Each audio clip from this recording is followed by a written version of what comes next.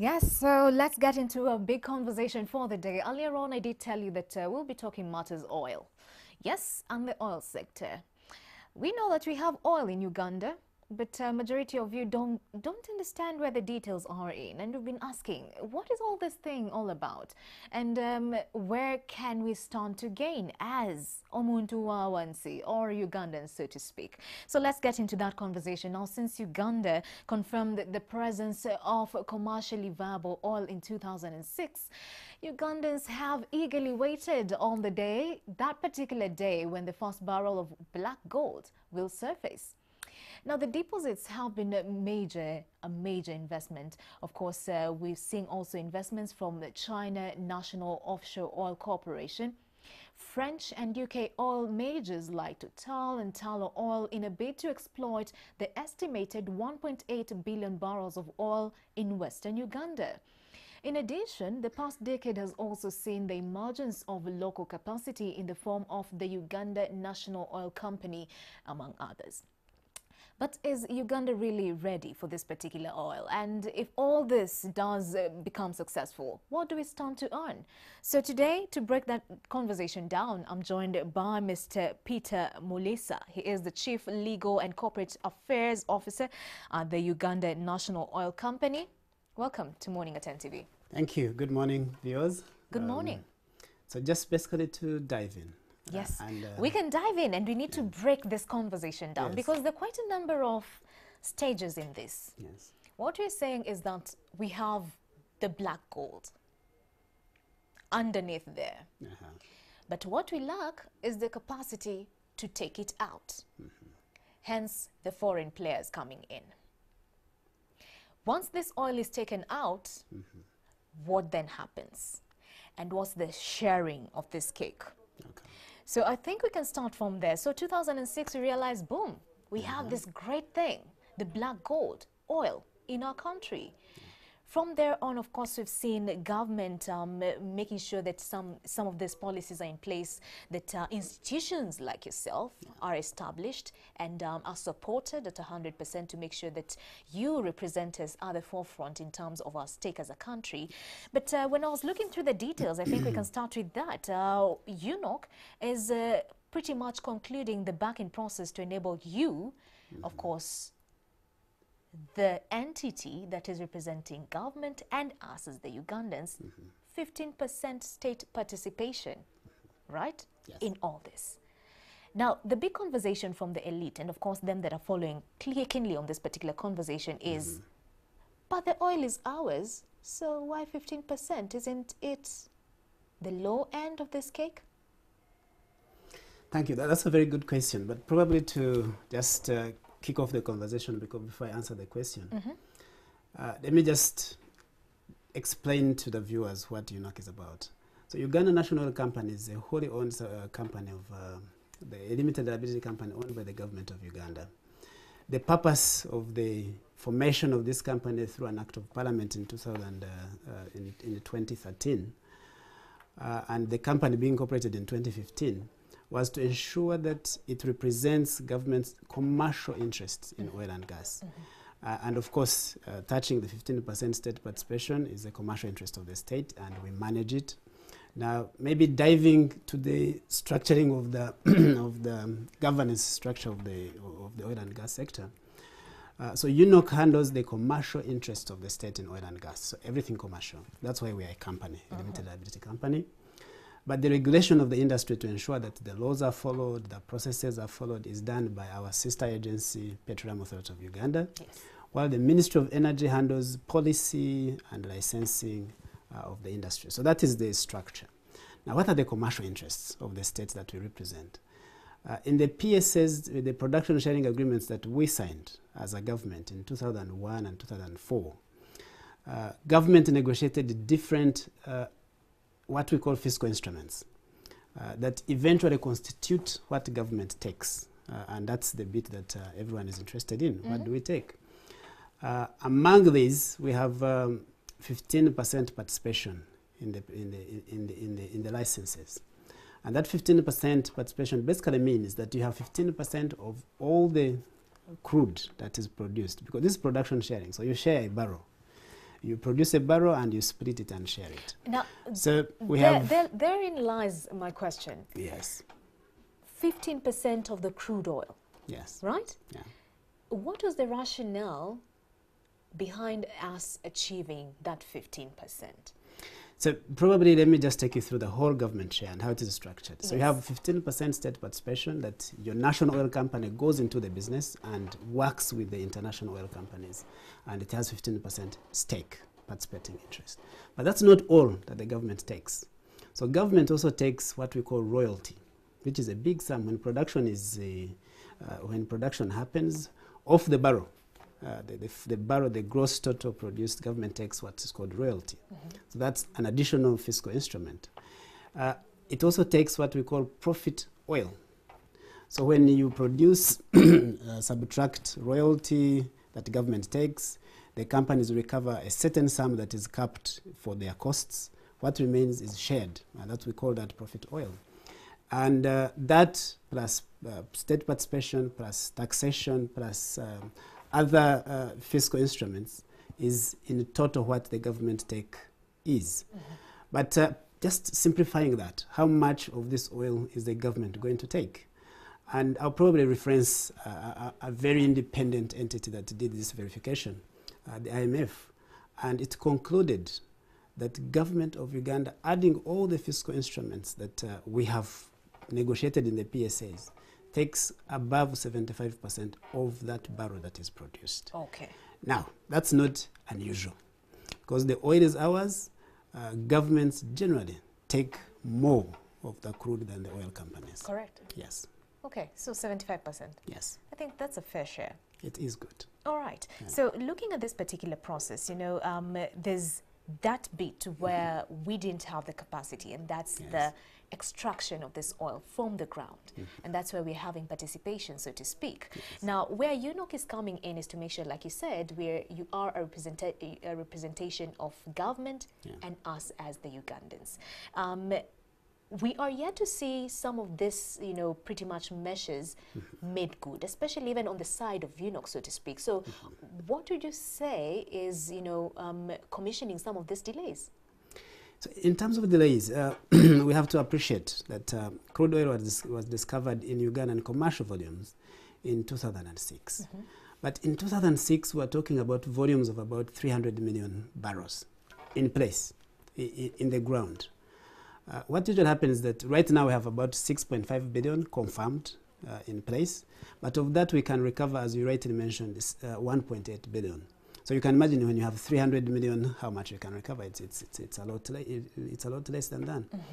So what government did, more effort was put in appraisal and expanding the discovery to ensure that you have volumes that are really big and commercially justifiable for the investment that we are looking at. And by about 2009, we had now got to that point of closing to 6 billion. So what the government did immediately after that was to now work on laws, work on putting institutions in place that will manage and govern the exploitation of this resource, because it's very important. If you don't do that, you lose out on a lot of value. And the institutions were put in place. The laws were enacted in 2013 and 2015. You will know that the oil and gas policy was passed by government in 2008. Right. That was the bedrock for the laws and the structures. But along the way, we had to agree with the oil companies on what the commercialization structure would be like. How are we going to exploit this crude? Are we going to transport it to the sea and sell it to the international market? Are we going to exploit it and utilize it here?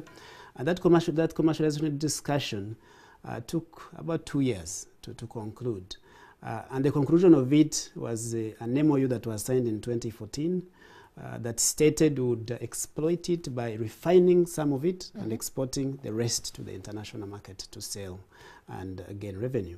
So that's why right now we're working on a refinery in Uganda to add value to the crude and supply the market and Uganda as well. Right. So we're working on a refinery, yes, of course, to establish right here in the country.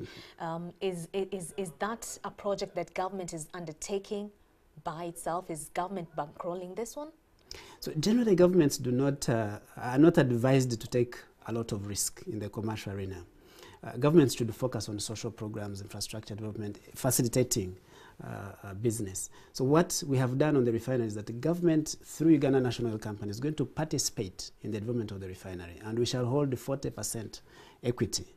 But the private sector will lead the development of the refinery and will hold 60% equity in that project. So 60% meaning financing the same as well? Yes. So meaning government will also put a 40% kind of bill in Absolutely, yes. All right. Yes. Interesting to note. Like you're saying, you know, there's that bit of refinery, and one of the major projects, actually two major projects that you're undertaking is the Kampala storage terminal. Yes. We also have, and this is going to be, there's one in Kampala, there's one that is going to be in Jinja as well. With these storage terminals, you know, they're critical, especially when we're talking about refinery, there has to be a storage capacity, so to speak. So is government bankrolling this one as well, or it's also a partnership with the private sector? So generally we are working as UNOC, because we are leading the commercial side of things on behalf of the government. What we've done as a strategy and as a plan is we work with joint venture partners to leverage experience, to leverage and share risks. So in terms of developing Kampala storage terminal, which will be in a village 10 kilometers north of Kampala called Namwabura, we want to develop a 240 million litre capacity storage terminal for petroleum products. The key thing is to ensure that, one, we improve our security of supply, and two, we become a hub for the forward market, Kenya, South Sudan, DRC, Rwanda, Burundi, because all those trucks pass through Uganda to go get products. So it would become a hub for their supply. But additionally, that storage terminal is linked to the refinery, and so by a pipeline, 210-kilometer pipeline to Hoima. So as the refinery starts producing petrol, diesel, kerosene, and all these, they will be shipped through this pipeline to this storage terminal, and then the market can pick the product from the storage terminal. Right. And that will ease business, to create revenue. In terms of financing, we want to have a controlling stake in the terminal for obvious reasons. It's a very important segment of the market. It's profitable, but it also ensures security of supply for the country. And as the economy grows, the fuel demand and requirement becomes important. So controlling stake, what are we looking at? Is it still the 40%? No, we intend to have 51% in the storage terminal, and then the private sector developer that we intend to work with will have 49%. Right. But right now we're in the process of securing a private sector investor to work with, and we'll negotiate and confirm these intentions in commercial agreements, so which we hope by the end of this year will have been completed. All right. You know, when you start having this conversation about now of course, transportation of this particular oil from the refinery to, of course, the storage capacity now to the market, some critics have come out to say that if we're not careful, the oil emissions, of course, and the detrimental effects of the same to the environment will be worse than what we saw in Denmark. How true is that? And what are you doing to make sure that this indeed does not come to life, so to speak, that we put in place measures to ensure that as much as we're having developments on this side, pro-boosting our economy, the environment does not suffer? That's a very good question. And indeed, one of our core values is care for environment. So we're very, very focused on making sure that the environmental impacts are mitigated. And planning is put into all our projects to ensure environmental matters are taken care of. And let me start what we're doing. Every project that we're involved in, every oil project that is happening in Uganda is underpinned by an environmental social impact assessment. And a very detailed technical review and proposal on how to deal with the environmental matters, social impacts, and how to mitigate them. Now, these have been publicly debated when presented. So we propose a social impact environmental assessment, and then it is put to the public. You've had public hearings in Hoima, in Bulisa, in Noya, for the projects in that area, in the upstream and the pipeline. And the public is invited. It is given sufficient time to study and comment. And the public includes the civil society, includes the experts from different fields, and all this information is received. The reports are adjusted, and this information is included. Right. And then it is submitted to the regulator, which is NEMA. And NEMA reviews adjust certain things, requires certain amendments, and eventually we agree on the best interventions and mitigation measures. So what I can assure you and the public is that the environment is at the core of what we are doing, and the best mitigation measures for environmental impacts are what we shall take forward. All right. So you spoke about, of course, joining and making partnerships with this with some of these particular joint ventures for us to establish a refinery and also establish the individual storage terminals in Kampala, in Jinja. I'll also get into the Hoima, kind of industrial park. How will this take? How long will it take? So yes, that's a good question. In terms of the storage terminals, the Kampala storage terminal, we believe by the end of this year we shall have taken final investment decision, and then construction will take about 18 months. Okay. And then we shall commission it. The Jinja storage terminal is already operational. It's been operational since 1972. So it's a 30 million litre capacity terminal. Does it need an upgrade?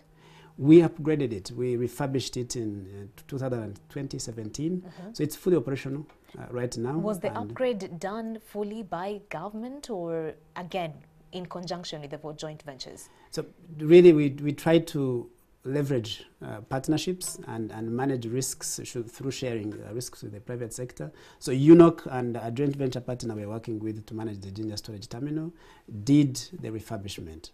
The capital component of it was really managed by the private sector, and it's the way we are structuring our business to as much as possible share risk and leverage on areas that we can leverage. So the terminal was government's, it handed it to UNOC. So we had an asset on hand, which is value, and the private sector definitely had to match, because we have an asset, they don't have the asset, they need to participate in the asset, they had to bring capital to refurbish the facility. And that's what we did, and now the facility is operational.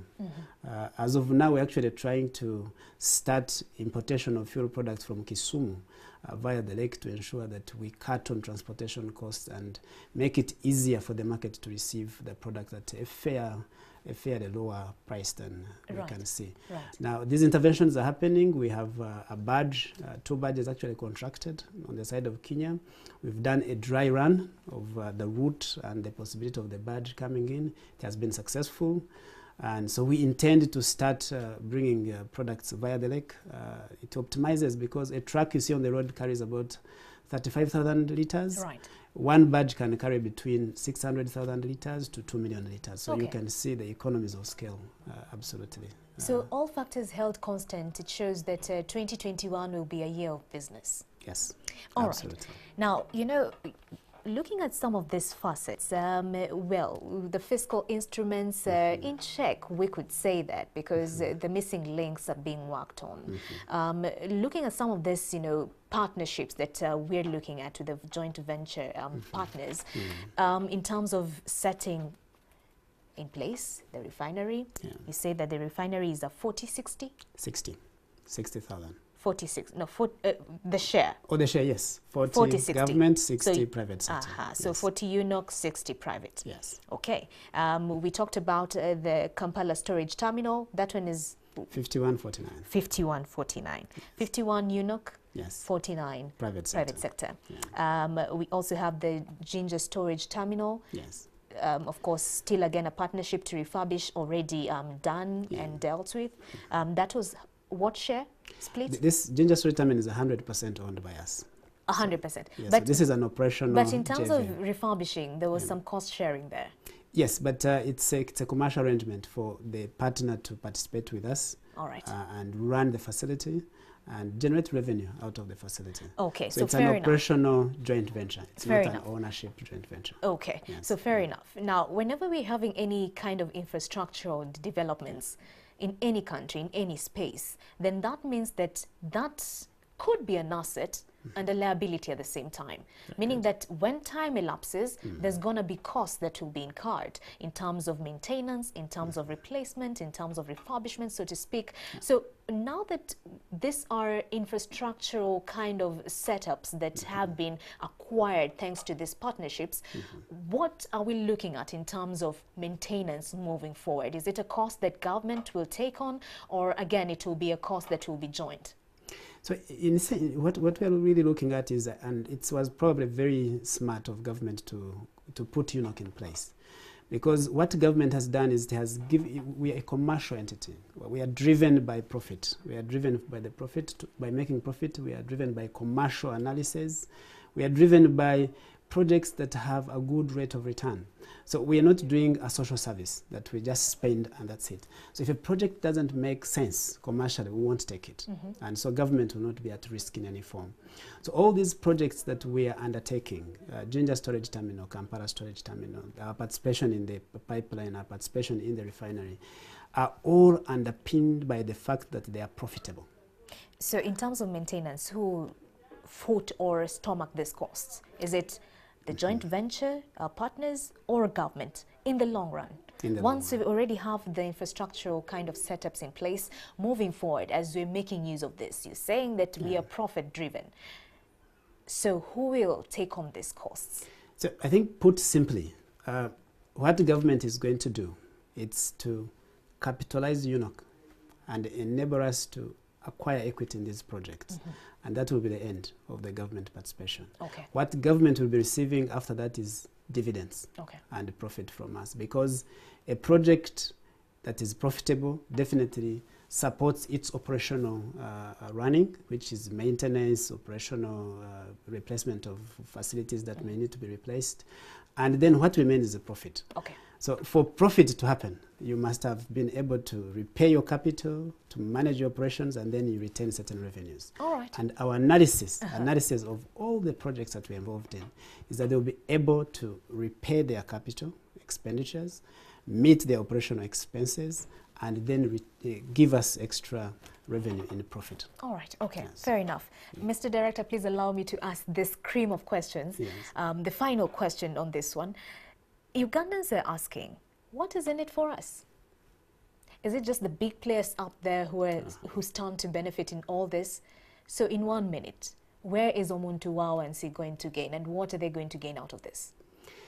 That's a big question, and I think we should have a debate on this. We should probably provide a program for it so that we talk to the people. The benefit of Ugandans is, let's start with the macro level. Government is going to earn more than 20 billion shillings in revenue from just the oil from the fields. This revenue will definitely enable government to build infrastructure, to improve services to the people. So that will enable products to come to the market, to ease movement of people, labor and services. But where does the ordinary person benefit from? It is participation in provision of services for the oil and gas sector. Okay. And there are programs to train people, to empower people. You have seen that we have an MOU with the Stanbic Bank to enable, to train people to participate. Right. So what I would say is understand the oil and gas sector.